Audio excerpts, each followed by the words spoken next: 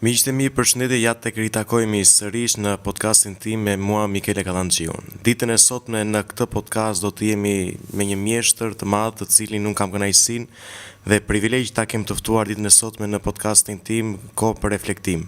Ai është i madhi Xhelil Aliu. Zoti Aliu, ju falenderoj dhe kënaqësi që ju kam të pranishëm këtu në podcastin tim në Dritare Televizion. Ishte vërtet një kënaqësi, një privilegj kur ne kemi folur së bashku. Por do të jem realist me ju që ditën e sotme në disa emisione që unë kam kryer këtu në Dritare, nuk kam pasur kaq shumë emocione sa kam ditën e sotme me ju. Po pse? Dofta vetë përballë faktit që unë kam përpara meje një ikon. Një njeri kaq të madh sa unë e shoh vetën time shumë të vogël kur reflektoj në këto momente. Të falenderoj shumë, nderuar, që pranova ftesën time, që më dhani mundësi që në hapat e mi të parë ju t'jeni dhe një prej të intervistuarve të mi. Kam një super kënaqësi dhe një nder për mua. Do ta ruaj të shenjtë të ditë dhe këtë podcastin e përkryejmë së bashku. Edhe një shumë faleminderit. Faleminderit për jush edhe për superlativat që më atribuoni, megjithë që unë nuk jam i prirur mbas këtyre superlativave dhe nuk para i kam qef, po gjithsesi unë ju falenderoj. Ju falenderoj që më keni zgjedhur për të thënë diçka rreth asaj pune, besoj që kemi bërë ndër vite dhe që tërheq vëmendjen edhe sot, ndoshta. Kështu që jam i nderuar. Pa diskutim. Unë jam një ndër unë i përkas brezave që deri diku jam rritur me zërin tuaj, e mbaj mend zërin tuaj zakonisht në shumë dokumentare që ju keni lexuar, dhe të jem realist, nuk ju kam parë ndonjëherë shumë shpesh nëpër ekrane.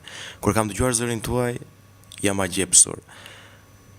Është një zë dhe një diksion i jashtëzakonshëm. Zoti Aliu, diksioni i zërit tuaj ju ka hapur dyer në jetë? Ju ka bërë që të ndjeni të vlerësuar për këtë talent që ju keni? Se të jemi realist në këndvështrimin tim që unë e shoh, mendoj se edhe të audiencës që na ndjek në këto momente, ju jeni një ndër folësit e radios me një timbër të jashtëzakonshëm. Dhe mendoj që të veçantë kur lexon një dokumentar dhe më tërheqës për dëgjuesin, e bën dhe diksioni i zërit si ai lexon materialin, kronikën në këtë rast. Shiko, unë vetë e kam thënë edhe herë tjetër që zërin e kam dhurat nga natyra. Zërin. Edhe nuk e dija që, domethënë, pëlqehej edhe që ashtu. E shifja që më kërkonin herë mbas here, sidomos atje në radio dhe në televizion, për të lexuar, po unë vetë nuk e pëlqeja, vetë zërin tim.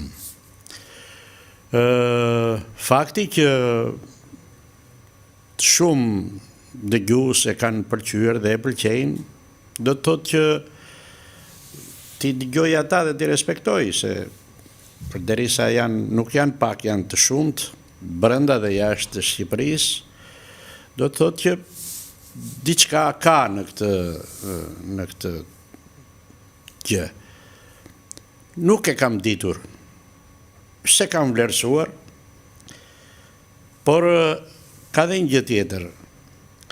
Unë nuk besoj që është thjesht cilësia vokale, ajo që i tërheq vëmendjen dëgjuesve dhe shikuesve të shumt, nuk është thjesht cilësia e zërit.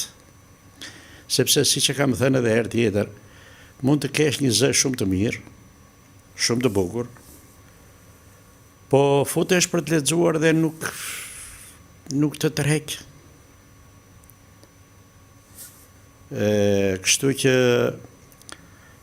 ka edhe gjëra të tjera që lidhen me zërin, me mënyrën e përdorimit, të intonatave, të frymarrjes, të respektimit shenjave të pikësimit, të theksit logjik dhe theksit tonik, që duhet përdorur brenda një mendimi, brenda një fjalie, brenda një fraze.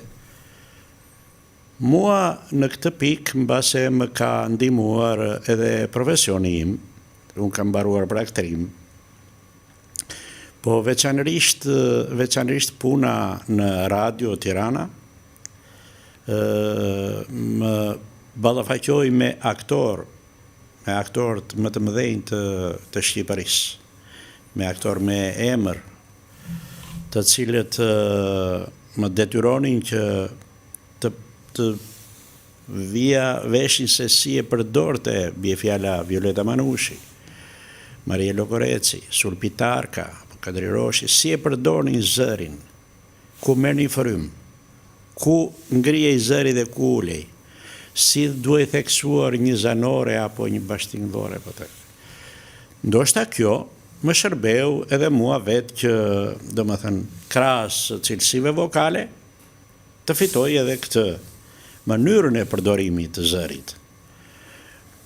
Gjë që më vjen mirë kur e dëgjoj se më thonë fjalë të mira edhe brenda Shqipërisë edhe jashtë, sidomos kur jam ballafaquar me dëgjues të shumt në Maqedoni, në Kosovë, ato Maltezi, dhe kam dëgjuar fjalë shumë të mira për të. Bile ndonjëherë edhe habiteshin, kishte nga ata që thoshin se ati e filania, po i thoshe, bre, e ka menu tjetër gjë. Kështu që zëri është, sidomos në radio, ku je i privuar nga figura, nga pamja, nga syri, nga ashtu, ka një rol të jashtëzakonshëm. Dhe me sa duket edhe unë hyra tek ata që domethënë zunë vend me zërin e tyre dhe tërhoqë vëmendjen e shikuesve të shumtë dhe dëgjuesve të shumtë. Kështu që tek ata fus edhe juve që më keni ftuar edhe faleminderit shumë edhe për fjalët e mira që më thatë. Mua është kënaqësi dhe privilegj, i nderuar zoti Aliu. Një djalosh i vogël nga Kalivaçi ëndërronte që një prej ëndrave të tij do të ishte të punonte në Radio Tirana, ku të spikatej për zërin e tij kaq karakteristik, ku të kishte të bënte edhe me artist të kalibrit të madh. Në ato kohë që ishte koha e të mëdhenjve, njëri më i madh se tjetri. E kishte menduar ndonjëherë zoti Aliu që do pushtoje Radio Tirana me zërin tënd të manitshëm? Absolutisht jo, sepse shiko, në Kalivaçin tim, ju e ditë keni emrin e Kalivaçit tim, është një natyrë paksa e vështirë, e vrazhd, si kështu, edhe bimësia është e vrazhd, ka prall, driza, domethënë ferra, ashtu, ka shkëmbinj gëlqeror, shumë të mëdhenj, ka masive të mëdha gëlqerorësh. Dhe ajo natyra atje, ajo ka ndikuar edhe në cilësitë e karakterit i njerëzve. Janë njerëz impulsiv, janë njerëz me çika, janë njerëz që domethënë nuk falin kollaj dhe ashtu. Unë mbarova shkollën fillore, s'kisha ku shkoja, se s'kishte shkollë 7 vjeçare në Kalivaçin tim. Ishte larg shkolla 7 vjeçare. Edhe u detyrova që të ruaj dhënët edhe dhitë. U bëra një bari jashtëzakonisht i mirë. Po si. Edhe kështu që u përshtata me atë, por mbas 3 vjetësh që mbeta kështu, domethënë si bari, një bashkëbisedim fare rastësor me ca moshatar të mit, me Luan Hysje, me Abbas Xhafere, Petrit Hysje, Strefdosti e tjera atje, bisedonim ende nga fusha, po si t'ja bëjmë, po si të vemi, po si ashtu. Ne duam të vemi në Kras, thoshin ata. Mirë po, vajtja në Kras, për mua ishte shumë e largët, sepse unë me ata kisha edhe një herë rrugë tjetër për të vajtur deri atje. Po e bisedova me një kushëririn tim, me Avdo Takën, dhe ram në një mendje që të bashkohemi me ata, moshatarët tanë, nga ajo lagje e Bozanajve, dhe të fillojmë shkollën 7 vjeçare në Kras. Në Kras vazhduam për 3 vjet. Nuk ishim keq me mësime, ishim mirë, bile ishim ndër ata më të mirë, bile ashtu. Excelent, si që Ishim mirë. Nuk, jo për të raur gjoksin, po mirë ishim. Dhe pastaj mbasi mbaruam atë, thamë që do bëjmë tani, se bëm gjithë këtë sakrificë. A nuk duhet ta ndjekim shkollën? Dhe kërkuam që të ashtu. Mua më dhanë një shkollë të mesme në Prenjas të Librazhdit, për gjeologji minierash. Dhe kam studiuar 4 vjet atje për gjeologji minierash. Dhe mbasi mbarova atje, pastaj më syrdisën në Martanesh, në Batër të Martaneshit, atje ku bisedoj me arinjt dhe me ketrat dhe me ashtu, sepse ishte mal i lartë shumë ashtu. Atje ku 6 muaj nuk shifje gjë tjetër veç se borë, ashtu. Dhe atje punova në minier, provova edhe vështirësitë e minierës, pash edhe heroizmin e atyre njerëzve që punonin atje në tokë dhe që nxjerrin bukën me sakrificat jashtëzakonshme. Nuk uleshin në mendës për të ngrënë bukë, për të kursyer 2 lekë më shumë, po merrnin një bukë 52 e merrnin këtu në skjetull dhe niseshin për të punuar atje në galeri, me atë bukën thatë. Atje rrezikoheshin edhe nga shembja e minierës, atje rrezikoheshin, edhe unë bile kam patur rast se ishin ato xhaket e ajrimit që ishin nga 40 metra të larta të sipër, që lidhen një nivel me një nivel tjetër ashtu. Edhe më ka rëshqitur më kanë mbajtur ato trartë atje poshtë, 5-6 metra në atë, rastësisht domethënë çashtu. Ka pasur raste që mundet të kenë humbur dhe jetën nga kolegët e tu kur punonit në minier? Nga kolegët jo, po punëtor kështë patur raste që kishin humbur jetën. Pa llogaritur ata të gjeologjisë, sepse kur kam vajtur unë atje nuk ishte shumë, ishte e freskët ajo tragjedia e Ortekut që kishte mbytur 11 gjeolog atje në Batër, dhe ishte domethënë ishte akoma e freskët ajo dhimbja për ta, humbja për ta, domethënë. Edhe kur bëja muhabet me njërin nga ata që kishte shpëtuar rastësisht, më duke si e pabesueshme, që apo bisedoj me njëri real, apo po e lexoj nëpër libra këtë gjë, sepse ai më tregonte se si e kishte marrë Orteku përpara, dhe ky vet ishte duke dhënë shpirt atje në fund të proja atje ku ishte bërë ajo bora rreth 30 metra që grumbulloi atje. Dhe ai ishte midis 2 bllokeve të Ortekut, duke dhënë shpirt. Në një moment thot vjen një Ortek tjetër nga lart, vjen nga lart, edhe i pash 2 nga shokët e mi që i nxori sipër kështu, pastaj i futi poshtë, pastaj edhe ja dha i goditi 2 ato bloket e mia, dhe mua më flaku me ata në projt atje.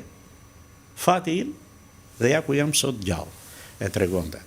Domethënë atje shikoje gjëra të paimagjinueshme, qoftë atje në Batër, por qoftë edhe poshtë në Bulqiz, ku ishte minier e vjetër e ashtu. Kishte gjëra shumë të rënda, kishte gjëra që nga njëherë edhe në për libra nuk i lexon. Po, kjo është jeta, të përballë me lloj-lloj gjërash, të përballë edhe kështu që atje pata nuk qëndrova gjatë atje në minier, se angazhoheshim edhe me këto grupet artistike, me këto kështu, edhe atje më dha rasti që atje në Burrel, ku se ishte qendra, Burreli ishte si qendra e atyre, dhe përmblidhte edhe minierën tonë, si thuash. Atje si duket i trojja vëmendje në atyre që vinin nga Ministria e Kulturës, ishin 1-2 inspektorë ashtu. Edhe ata më pyetën, tha, ku jeti, tha, çfarë? Thashun, si ku jam? Jenë puna, ku jenë punë, thashun, ku? Në minierë. Po tha, se kishe keqja atë recitimin, tha. O, faleminderit, thashun. Po ke provuar të japësh konkurs në atë, në Institut të Arteve? Për çfarë, thashun? Kështu për art dramatik, tha. Se kisha dëgjuar, tha. Me një fjalë Provoj, tha t'japsh konkurs saj. Kjo që nxitja. Iniciativa. Se u interesova të nesëmen, pasaj qatë duaj, si tek, ashtu vajta atje të shtëpia e kulturës e Burrelit, atje, pyeta atë që ishte si regjisor atje, ai më orientoi qa materialisht duheshin, qa duhesh përgatitur. Për të mos e zgjatur, do me thënë, kjo që ajo që vajta atje në Institut Arteve dhe fitova konkursin atje. Dhe ndryshova lash geologi minierën edhe kalova në fushën e artit. Po edhe në fushën e artit mendoja që do kthehesha prapa atje në Batër ose në Borrell, të punoja në shtëpinë e kulturës. Po me sa duket u tërhoqja vëmendjen këtyre që bashkëpunoja këtu në radio, se fillova të bashkëpunoj me radio, tërhoqja vëmendjen edhe ata kërkuan, më mbajten aty. Më mbajten mua që radion e mendoja thjesht një aparat pas të cilit fliste dikush.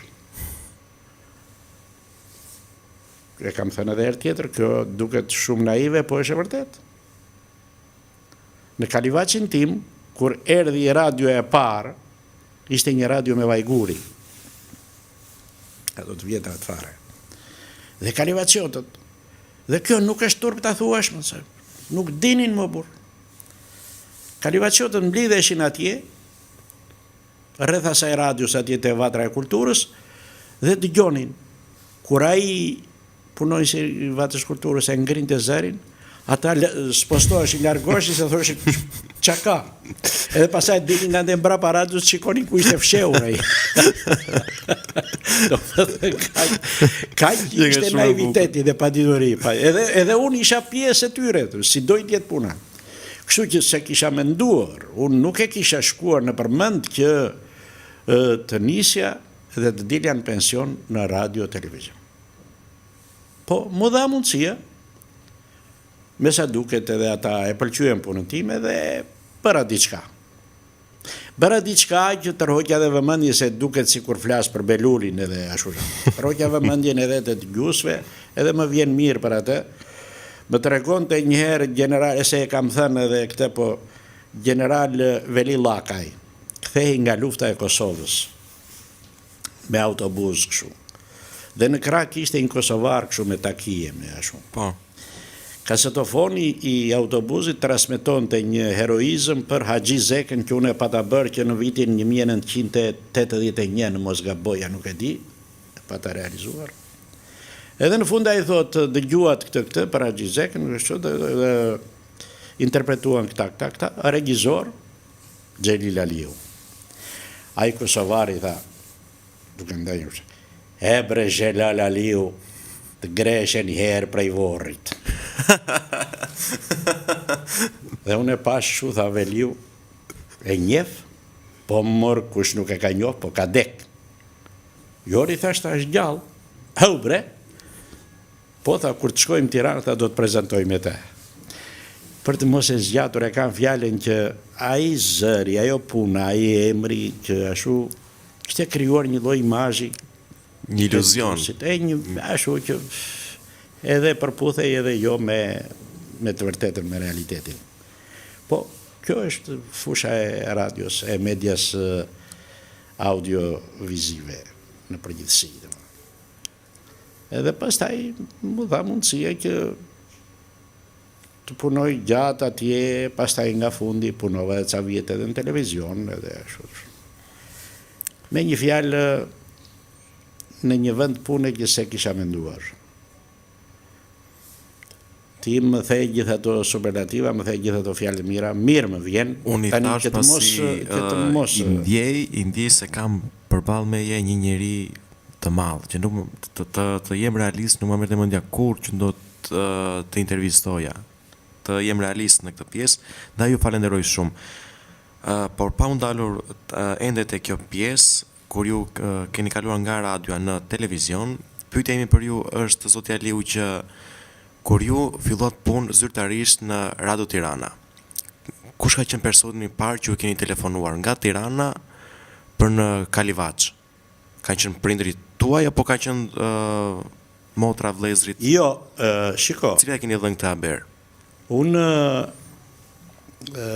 në Radio Tirana unë kam hyrë, si thuash, thash rastësisht, sepse duke qenë nga Kalivaçi, të thash edhe për temperamentin e impulsivitetin që ashtu na e ka diktuar edhe klima dhe ambienti atje, unë pata një incident me pedagogun tim në 2 javët e fundit të mbrojtjes së diplomës. Për të mos ja përmendur emrin pedagogut, sepse ai kishte përgjegjësinë e vet, po tani unë isha student, isha i detyruar që t'i thosha po për çdo gjë. Unë nuk e pranoja dot këtë gjë dhe kështu që mbeta rrugëve sepse më duhej që ta mbroja diplomën pas një viti. Edhe kërkova punë, nuk doja të shkoja atje që ta dëgjonin prindrit. Dhe ta dëgjonin edhe fshatarët të thoshin, ja, ai, biri filanit, pa shiko ai. Kështu që kërkova punë këtu, shkova te Gurori Andajt, shkova te Miniera e Mzezit për të gjetur ndonjë punë, nuk gjeta. Bile dola te kinema Partizani, se shisnin, ca çuna të rinj shisnin bileta me të shtrenjtë atje, i merrnin me 15 lekë, i shisnin me 25. Mora unë një 10 bileta, kisha një 5 lekë sa da shumë.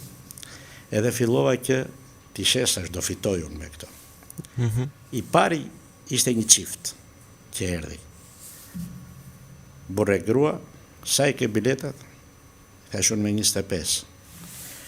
Ajo grua e mingulli syt, sa i ke tha? 25. Ashtu tha, ha? Mua si kur ma veshi me grusht. E gruaja.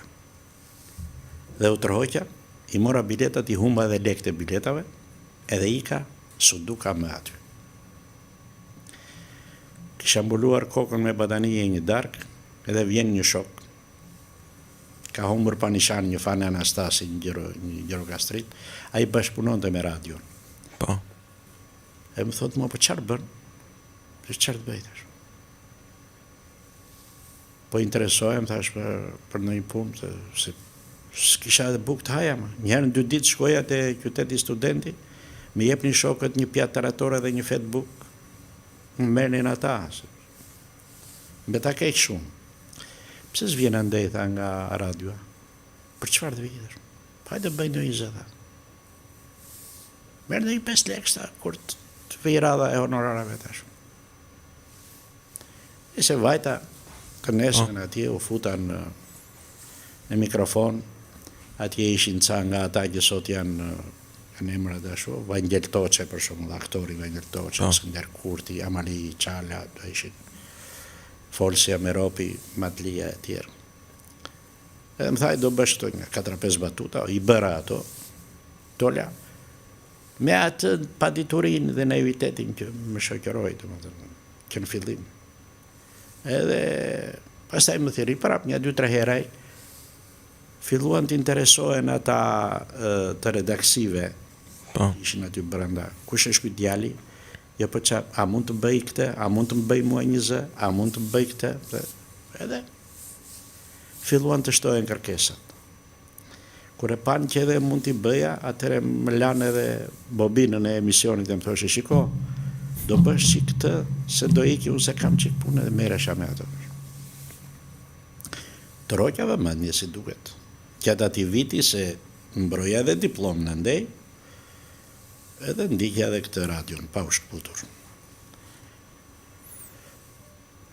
Edhe të roqjave mendjen atje se lëvizja, vrapoja, gjithesha në përshkallë me vrap, shkoja poshtë, në studio, gjithandej, vrapoja, vetëm me vrap, thash.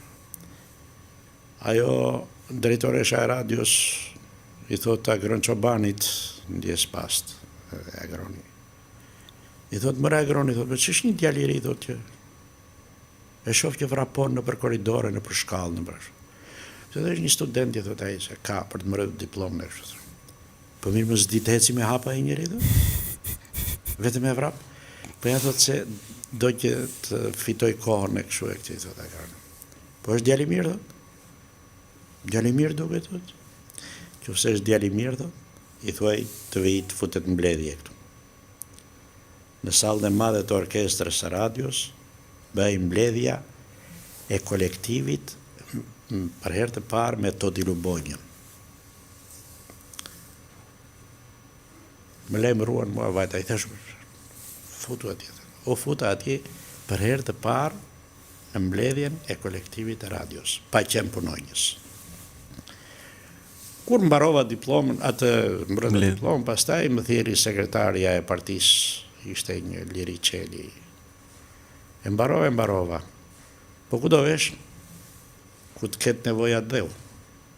Shu ishte... Po, parulla. Po tha, të kanë ardhur ata të minierës me Malia, i tha. Nga jeti, tha. Ka të pelene, i tha. Kanë ardhur ata të kërkojnë, thonë, e kemi djalin tonë. Minator, tha. Mirë po të shkojan me Malia, i për mua i ishte si kur shkojan Paris. Se unë llogarisja të vejan Burrelli ose në Batër, atje në. Po këtu tha të pëlqen puna. Këtu më pëlqeni, tha shumë, po. Pa menduar që do. Për të mos e zgjatur, kërkuan ata. Po të kërkuan dhe radio televizioni, s'ja kthente njëri. Më kërkuan edhe ere njoftimi i emëruar atje. E kështu fillova. Fillova si për pak, shkoj deri në fund. E mba mend fjalën e parë që të kanë thënë prindrit kur të kanë dëgjuar në radio. Se më bëre pyetjen për atë. Gjatë kohës që vazhdoja punën aty në radio si bashkëpunëtor, kishin marrë vesh, ishte përhapur fjala me Kalivaç, që djali i filanit e kanë arrestuar dhe e kanë futur në burg. Po pse bisedoni, nuk e di, ca thonë që ka dashur të arratiset, po e kanë kapur e kanë futur brenda.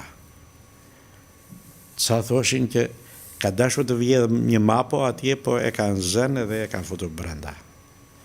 Ca thoshin që, më falë, është lidhur me një vajzë jo të mirë. Është lidhur me atë dhe mua bete njëri që s'kishte lidhje fare me tjetrin. Dhe prindërve të mi dhe familjes nuk u thoshin gjë, po i shikonin kështu me bishtyrit nga larg. Dhe ata thoshin, more, po çfarë dregin kanë? Si e kanë punë, pse na shikojnë kështu? Edhe u shmangeshin. Erdhi vllai i madh, ishin bërtym ata. Erdhi këtu, sa më pa mua atje tej, më tha mua që je gjallë ta të shikoj. Si e ke punën me qeverin, tha. Se ajo ishte fjale parë.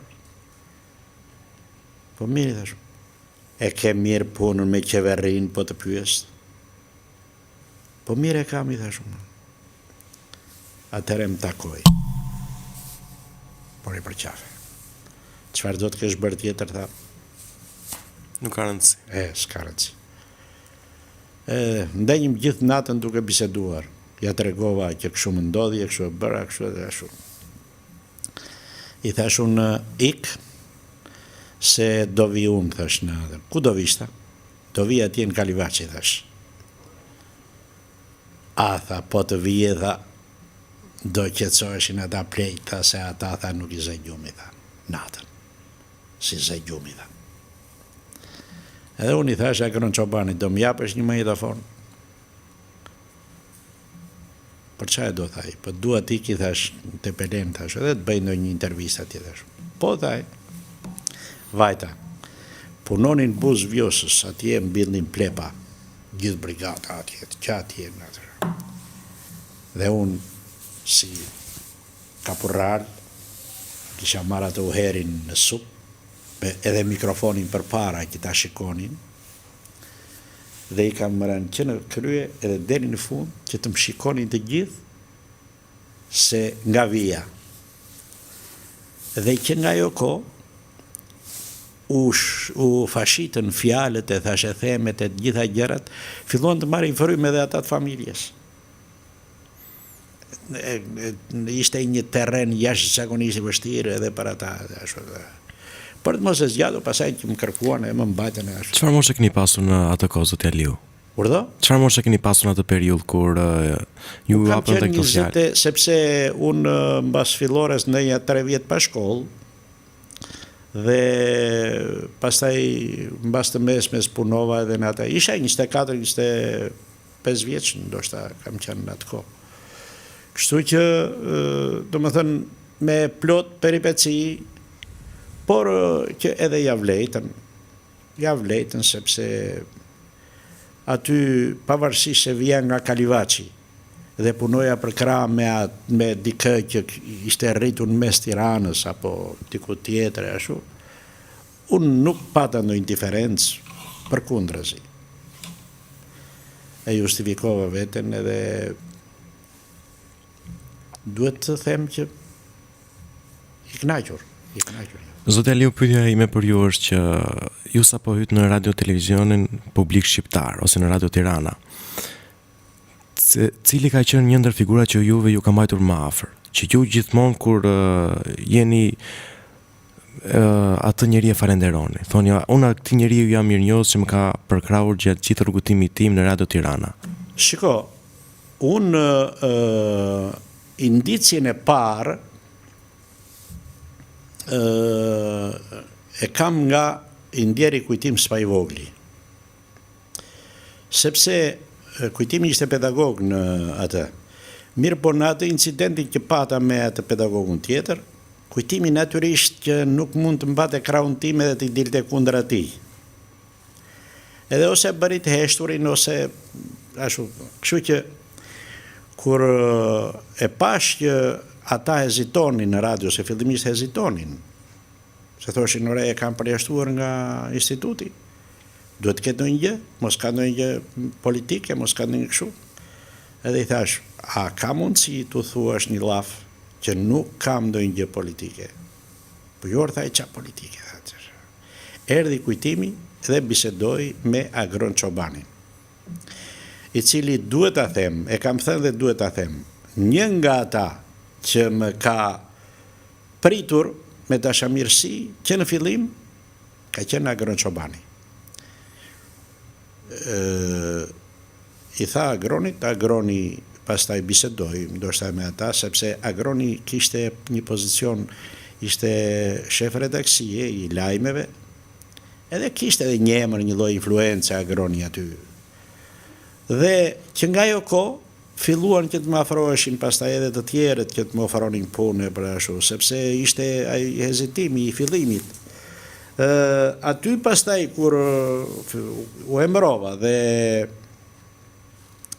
fillova si regjizori radiodramatizimeve për redaksinë e fëmijëve dhe të rinisë, i emëruar, ka qenë një Gjirokastrit, Konstantin Leli, nga Bubqi i Gjirokastrës. Njeri jashtëzakonisht i mirë, shumë dashamirës. Dhe ai kishte këto radiodramatizimet, jo teatri i fëmijëve në mikrofon, kishte një emision i edukimit patriotik, që thoshte po ishte i dramatizuar, e kishte dhe ai më jepte këto për t'i realizuar. Dhe më kam mbajtur afër, si thuash. Po edhe të tjerët, domethënë, ka qenë njerëz dashamirës atje, sepse e panë që unë, domethënë, e justifikoja në një farë mënyrë atë besimin e tyre. Ishte Gaspar Gjençaj, ishte Salih Hamzaj, ishte Stavri Sharxhiu, ishte, domethënë, Liliana Shanto, ishin disa njerëz që punonin aty brenda asaj redaksie, dhe që, domethënë, u lidha me ta, u miqësuam shumë, sepse atëherë në fakt shiko, ajo miqësia mes punonjësve ishte jashtëzakonisht e rëndësishme. Kolektivi i Radio Tiranës nuk ishte thjesht një kolektiv pune, ishte si një familje. Dhe në çdo sebep, në çdo ngjarje, në çdo ashtu, kolektivi i radios ishin bashkë. Bënin vizitat e njëri tjetrit, shkonim e vinim për sebepe apo e qofte edhe kështu vizita shoqërore ashtu. Ishte një gjë mrekullueshme. Ajo u përcoll edhe në televizion, po jo me atë frymë të radios. Radio Tirana ka patur një kolektiv të jashtëzakonshëm. Dhe unë për shtypjet e atij kolektivi, domethënë, i ruaj dhe do t'i ruaj sa të jem gjallë. Ata njerëz nuk më dukeshin si koleg pune, si punojës, më dukeshin si pjesëtar të familjes. Dhe ishte shumë e rëndësishme kjo klim, si thua. Po përgjithsisht pastaj edhe ata specifikisht ata punonjës që lidheshin edhe me profesionin tim si regjisor, ishte Niko Kanxheri, kolegu im Niko Kanxheri, që kishte vajtur më përpara, një 2-3 vjet më përpara atje. Ishte Veronika Çoku. Pastaj erdhi Alfred Bualloti, po pak punoi Fredi aty dhe ashtu. Kështu që ne me atë frymën e kolektivitetit, domethënë e kemi mbajtur njëri tjetrin edhe, si thua, e kemi ndjerë ndihmën edhe për krajen. Zoti Aliu, folës lind apo bëhet gjatë rrugëtimit? Folës bëhesh. Nuk mund të lindësh në qoftë se nuk mëson disa gjëra të domosdoshme që duhen. Unë thash që unë se kisha menduar që mund të angazhohesha kaq shumë me të folurën, por me sa duket atje në radio dhe në televizion troqa vëmendjen e kolegëve dhe punonjësve dhe ashtu. Dhe që pastaj kjo u bë edhe më e dukshme më mbrapa, kur filluan këto mediat private, sidomos kur filloi të hapet televizioni Top Channel, ku mua më angazhuan shumë bile, shumë në atë, sidomos në këto kanalet e Digitalbit, Explorer 1, 2, 3, domethënë që ashtu, dhe atje isha një ndër ata folësit më shumë të angazhuar.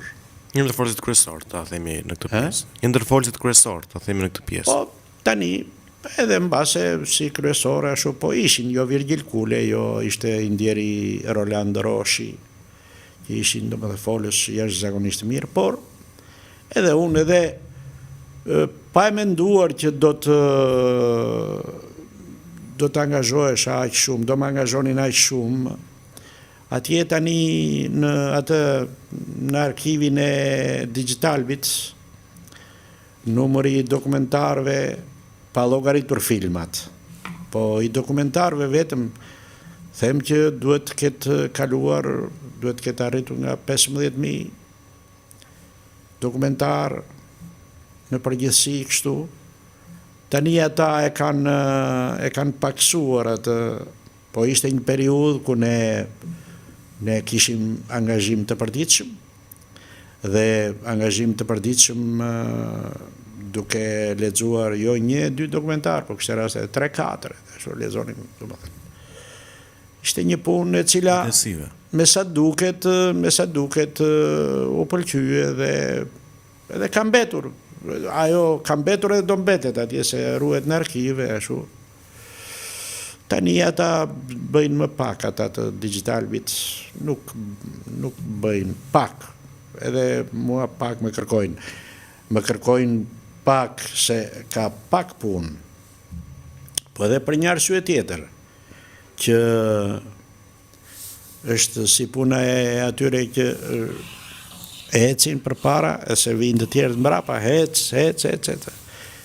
Është brezi jot, brezi i të rinjve, të rejave, të cilët thonë, më kujtohet një herë ndjera Behje Qela, aktoria.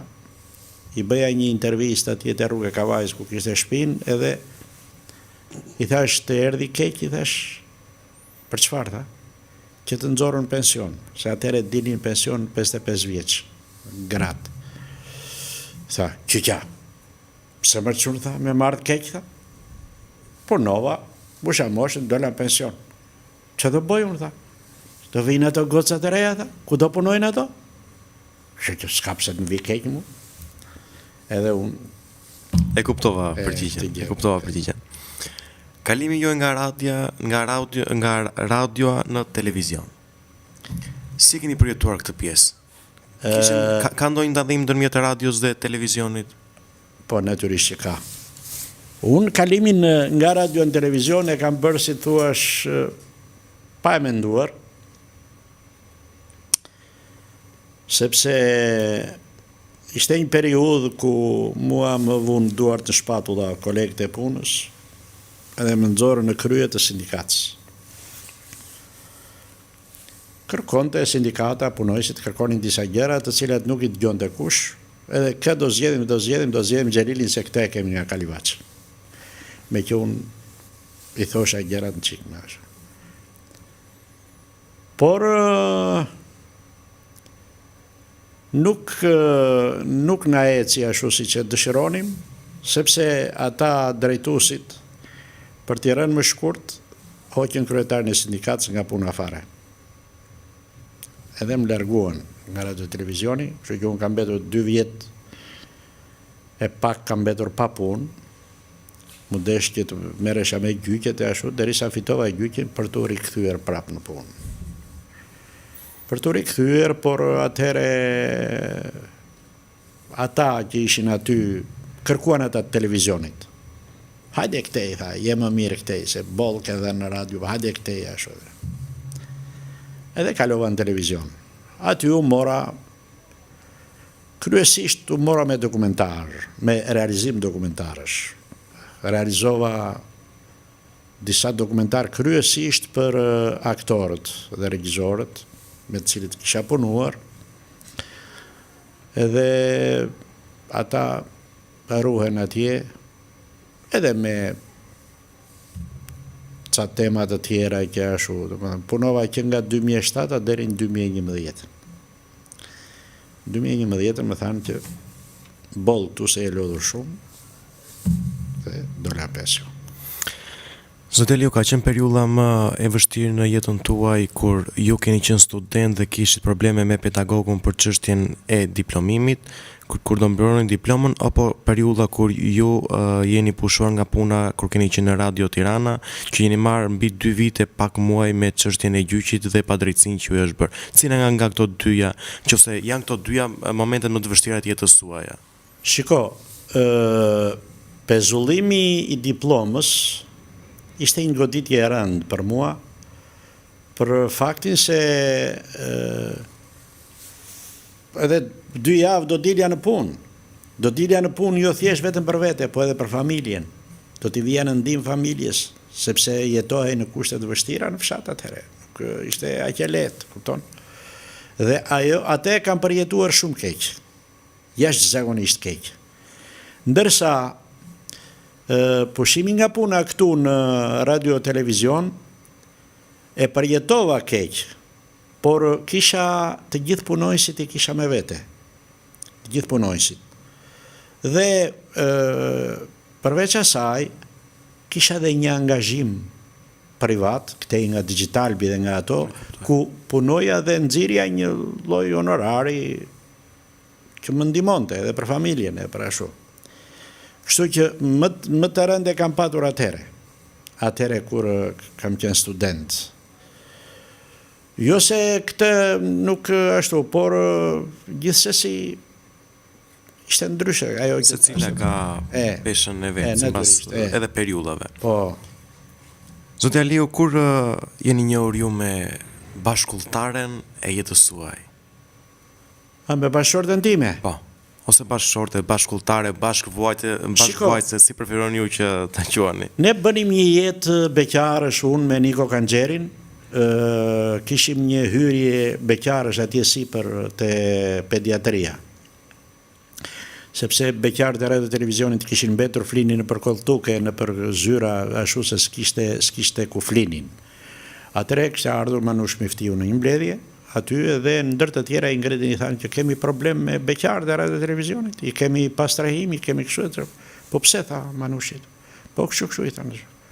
Po mirë, tha, interesoni, pallati i parë që është në mbarim, tha, të merren, tha, 2 hyrje, për sa beqar janë, ja, kaq është, të merren 2 hyrje, tha.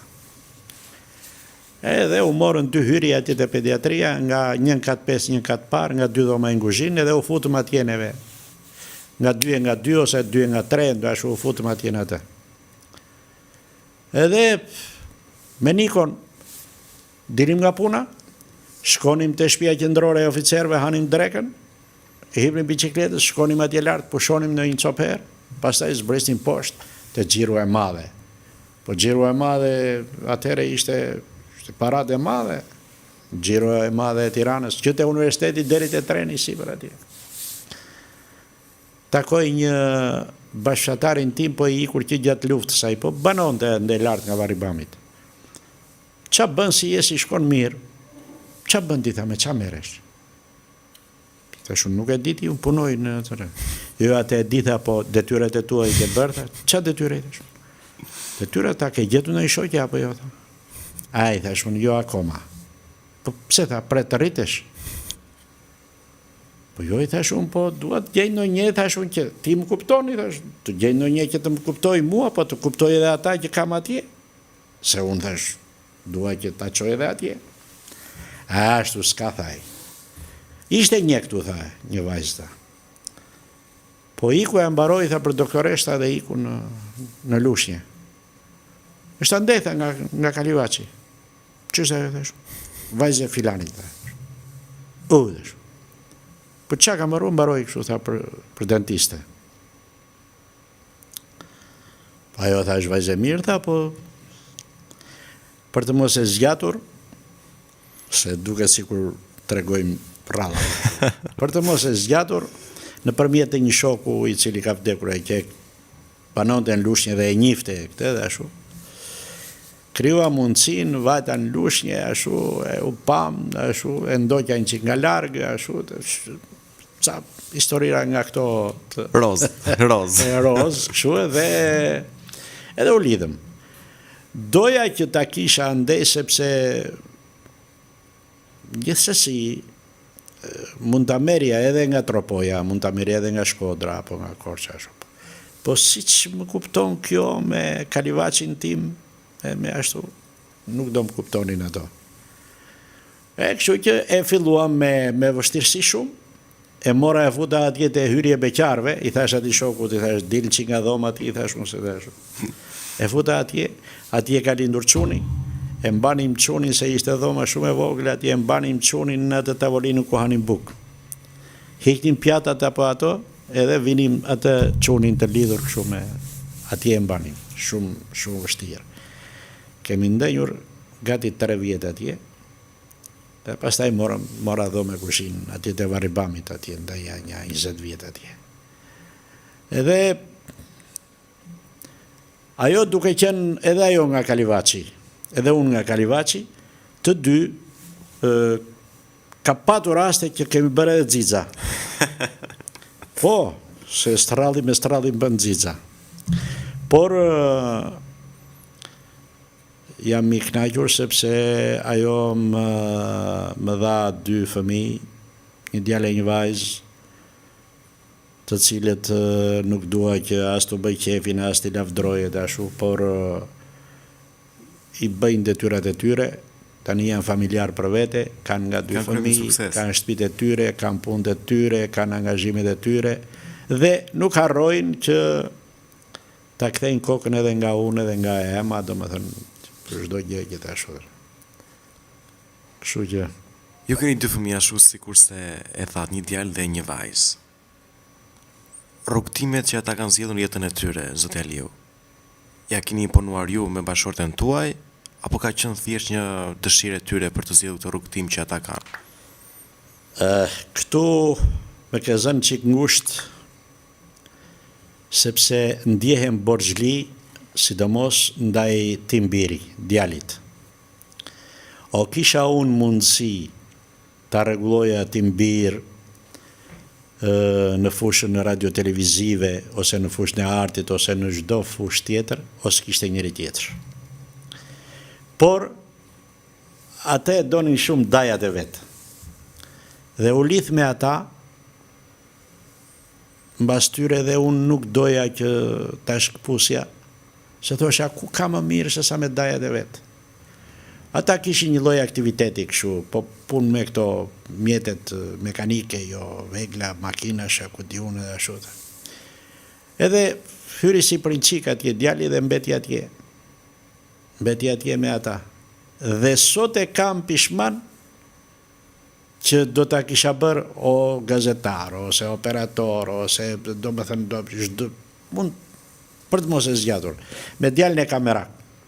Jo se ai nuk është i Zoti, ai e përballon vetë dhe është ashtu, po do ta kishte patur një çik më të lehtë jetën. Do ta kishte patur një çik më të shtruar rrugën. Ndërsa vajza është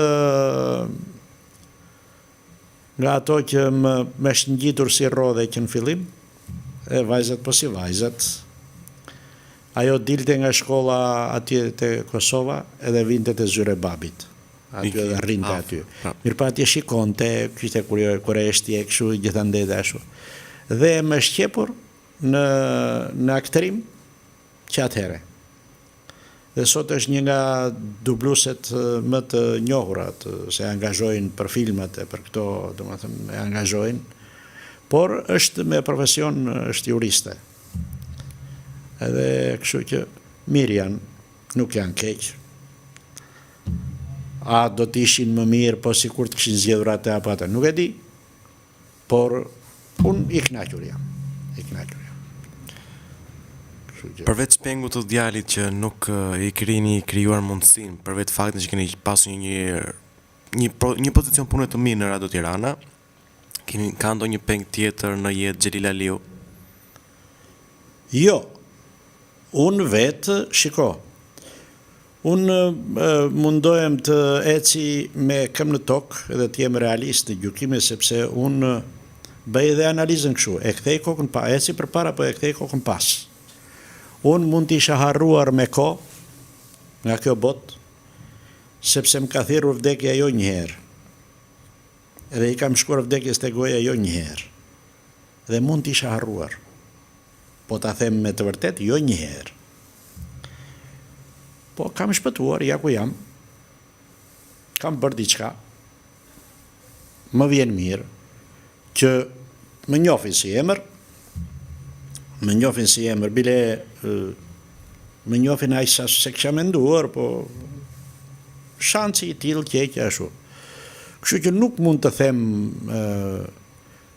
mund të isha bërë në një politikan i njohur, mund të isha bërë në një president, nuk është në preferencat e mia. E kuptoj. Nuk është në preferencat e mia. Sepse, sidomos fusha e politikës, është fusha më e keqe. Për mua, po më e domosdoshme. Për shoqërinë njerëzore. Je i detyruar që të bësh atë që të thot ai i madhi dhe ti nuk kthehesh dot mbrapsht. Në qoftë se do kthehesh ose ta kundërshtosh, atëherë do të kesh qafën edhe dash. Kam një pyetje meqense e bë këtë parantezë ta qemë kështu, zoti Aliu. Por në televizion nuk ndodhe në televizion që imponohesh nga kryeredaktori apo drejtuesi i medias që o bëj kështu si them unë ose mund të thyesh dhe qafën. Pra me pezullim nga puna. Dëgjoj. Unë them që një punonjës i medias në radio apo në televizion nuk mund të dalë dot nga shinat e përgjithshme mbi të cilët ecën ajo media. Nuk mund të dalë. Bie fjala, edhe në qoftë se mua nuk më pëlqente dikur para 90-s që ta nisja emisionin në bie fjala, një emision në udhëheqjen e partisë dhe të Shokut Enver, isha i detyruar që ta bëja këtë gjë. Sepse në qoftë se nuk e bëja, atëherë më thoshte hajde në çiktu. Kështu që edhe në mediat e sotme ka media private, ka që domethënë ecin edhe në unison me politikën e përgjithshme, ka gjë ashtu.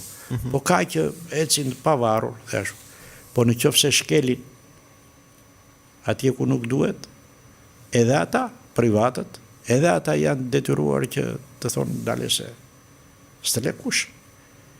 Jenë në një terren, jenë në një ashtu të përgjithshëm që je i detyruar, do apo nuk do. Mundet që unë me shefin tim të debatoja dhe të mos pajtohesh afare. Po tek e fundit, ai do të fitonte sepse ishte ai që ishte besuar për të qëndruar në të pozicion. Kështu e ka edhe sot. Kështu besoj se funksionon. Në qoftë se Zoti Aliu jeta ju do të kishte një titull, do të ishte shkruar si një roman. Ju, si preferoni që ta titullonit këtë, jetën tuaj? Ti më futet të ndërrimet, por unë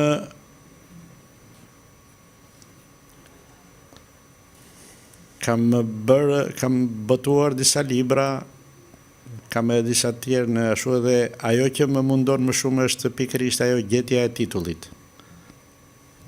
Sepse titulli duhet të ketë një domethënie që ta justifikojë edhe brandin e për gjithçka.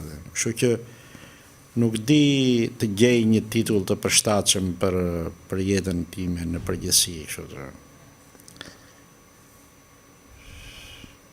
Sepse është një pyetje që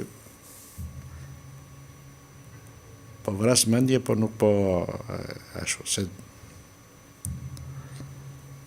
besoj që ty nuk të mbetet hatri që unë... Pa diskutim që jo, unë për mua ndër dhe kënaqësi është që ju jeni pranishëm ditën e sotme këtu, është një obligim për mua dhe falenderoj këtë pjesë, por kam edhe një pyetje tjetër për ju, pasi ne po shkojmë drejt fundit, Zoti Aliu. Jo, kur jeni aktualisht sot në këtë moshë dhe shpeshherë besoj se qëndroni vetëm edhe keni këto mendimet tuaja që ju kthejnë në fëmijërinë tuaj të hershme. Ati djalit të vogël, çfarë do t'i thonit? Djalit tim, e kisha pyetjen në djali vetes tim. Po, vetesoj kush një djali i vogël nga Kalivaçi që ishte përballë një fakti që nuk dinte se ç'do ndodhte me jetën e vet, kur u pezullua diploma, qëndronte në Tiranë, vinte vërdall, prindrit e vet u hapën fjalë, kur mendoni këto gjërat, si ndjeni? Ti djalit e di çfarë i them? Po. Ke lindur në një ditë të bekuar që t'u dha mundësia të ecësh në rrugë të pashkelura dhe të dalësh i kënaqur deri në fund, sepse njeriu sa më shumë të pretendojë aq më mirë është. Por unë jam kundra pretendimeve të mëdha, atyre domethënë synimeve, se bën vaki që ti synon shumë, pretendon shumë edhe kur nuk e arrin të lishgënjyer. Unë të thash, mua më ka marrë rastësia prej dore, është edhe jo një herë, më ka marrë rastësia prej dore edhe më ka thënë që mos kalo këtej, po kalo këtej. Dhe më ka nxjerr faqebartë, si thua, nuk mund të them që mund ta kisha ngrysur gjithkohën duke ruajtur dhitë e dhënta atje. Mundet të kisha mbetur duke lëruar tokën me qe. Mundet të kisha përfunduar atje në ato minierat që vajta punova, mund të kisha përfunduar me ndonjë zgafell atje që të mos më gjendeshin as eshtrat. Kështu që, ose me arinjt, në na dilnin arinjt përpara, se ishin pyjet e marrëdhënieshit, ishin me arinje, me ashtu. Kështu që unë i them faleminderit fatit, që domethënë më ka marrë për dore rastësia edhe më ka nxjerrë në rrugën e duhur. Nuk mund të pretendoj për më shumë. Keni nostalgji për gjithçka që keni kaluar në këtë jetë? Apo nuk keni tip nostalgjik? Nostalgji nuk mund të them, domethënë unë i rikthehem kohës gjithmonë, edhe në kujtesën time do ruaj shumë gjëra, i rikthehem kohës edhe atyre momenteve të vështira, edhe atyre momenteve të bukura. Për shembull, i rikthehem herë mbas here ca situatave të vështira që kemi kaluar ne këtu, jo për 1996, 97, 98, sidomos atje në radio, televizion, kemi kaluar situata jashtëzakonisht të vështira dhe unë vetë edhe me atë natyrën time në qikë këshu... Prej rebeli. Në qikë rebele. Unë nuk arrita të bësha komunist para 90-s, edhe pse kërkova. Kërkova se doja që të kishim nga familja ime njëri me 4 partije. Babaje nëna jo, vëllezërit e motrat jo, edhe unë të mos bësha, prandaj kërkova 2 herë. Po më fal, po ka që rëndësishme ishte që në atë periudhë të kishe një test partije? Ishte shumë e rëndësishme. Do më thënë, të kishe një 4 partije do të thotë që ti ishe njeri i besuar i partisë në atë kohë. Njeri i besuar. Dhe unë prandaj e doja. Po si plotësova kushtet, nuk më bën antar partije. Pra mund ta quajmë si një diplom të dytë? Urdhë? Mund ta quajmë si një diplom të dytë? Testin e partisë në atë periudhë? Shiko, tishe me 4 partije në atë kohë, kishe unë kisha një kolegun tim që ishte zëvend sekretari i byros së partisë atje në radio televizion, pastaj më mbrapa ai e ktheu xhaketën dorë tjetër, për nese. Dhe më thoshte mua, mos diskuto kështu në përmbledhje, se do ta hash. Se unë diskutoja që mendoja gjërat. Pse u dashka që ne të na bëj karshillek nusja e djalit X-it atje lart në katin e sipër me atë fundin që e mban deri këtu sipër edhe ne të shikojmë. Pse u dashka se është nusja e djalit filanit? E thosha me emër. Po, e kuptoj. Ose tjetri, sepse na qenë nga djali X-it ai tjetri dhe të ngrihet në mes të auditorit të gjuaj pedagogun me grusht. Kush e jep këtë të drejtë se qenë nga djali X-it apo Y-it? Mirë po atëherë diskuton dhe njëri kollaj kështu se ashtu dhe ai më thoshte, më fuste krau mua pas mbledhjes. Do ta hash, më thosh mua, mos diskuto kështu në përmbledhje. Do ta hash. Edhe më mbrapa unë nuk u pajtova. Unë pastaj nuk u bëra dot as i besuar i asaj partisë tjetër që erdhi në pushtet. Edhe ata kërkuan me njëherë që ta largojnë filanin. Ta largojnë filanin nga radio televizioni se është komunist i rrezikshëm. Mirë po më thirri ishte drejtori radios, i ardhur mbas 92-shit ai. Njeri shumë i mirë, Pardyl Pollo. Më thirri atje në zyrë, më tha mua nuk të kam thirrur zyrtarisht, të kam thirrur miqësisht, se të respektoj. Ti e ke parë që unë vite studio jote dhe të shikoj se si punon ti tha. Prandaj tha të kam thirrur kështu tha. Është diskutuar në mbledhje tha që ti ikshi pari se je komunist e rrezikshëm. Çfarë thua, po mirë më i tha shumë. Ikin nëse i prish punë në radio televizionit iki. Tani më dëgjoj deri në fund. Kështu foli filani tha, kështu foli Fisteku, kështu foli dhe unë tha kam marrë angazhim që të provojmë edhe një herë. Se Skënder Buçpapa nuk të njeh tha se kush je. Që ishte drejtori i përgjithshëm. Kam marrë angazhim tha dhe prandaj po të them ta nuk të kam thirrur zyrtarisht, por shoqërisht.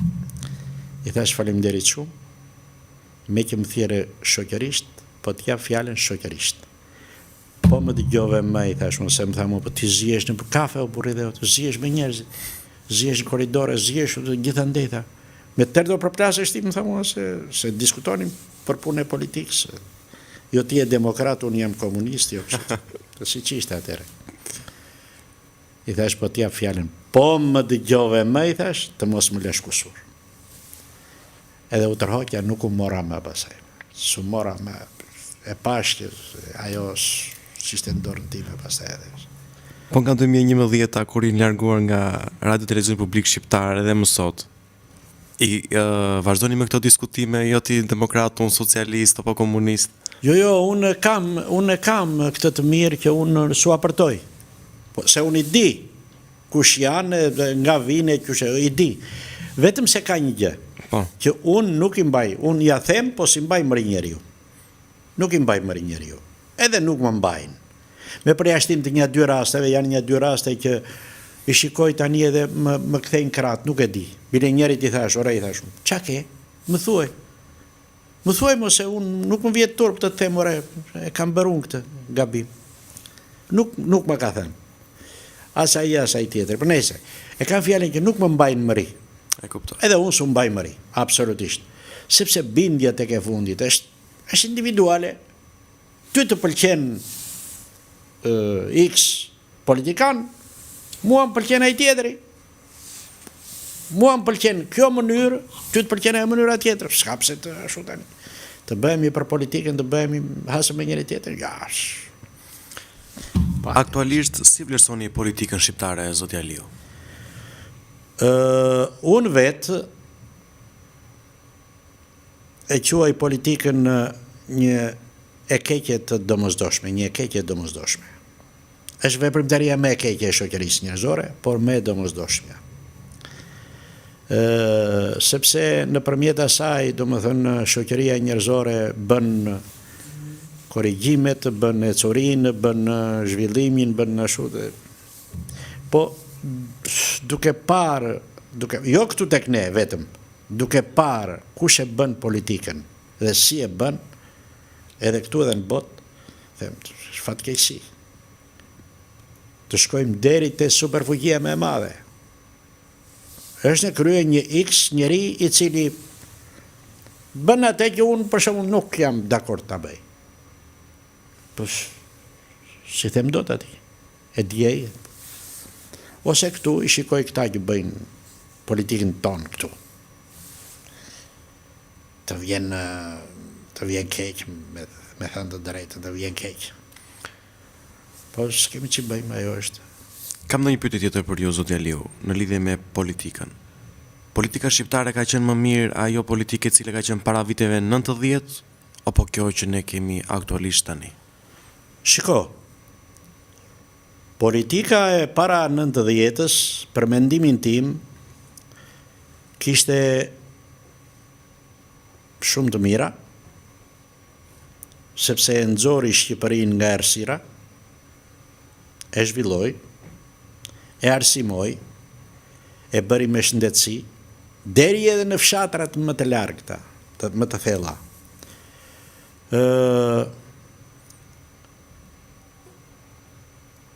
U zhvillua industria, bujqësia u bë moderne, dhe ashtu.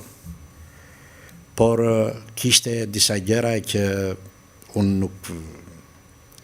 Tani sepse zihet gruaja ime me gruan e atij X-it të pashu dhe unë të marr ata t'i fus në burg apo të ashtu, sepse bëjnë fjalë, domethënë.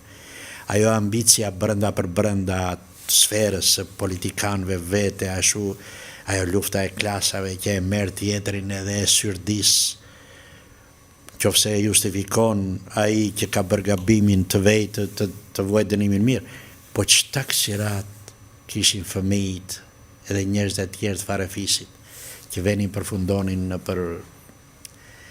Ajo ishte, për mua nuk ishte absolutisht. Vijim tek...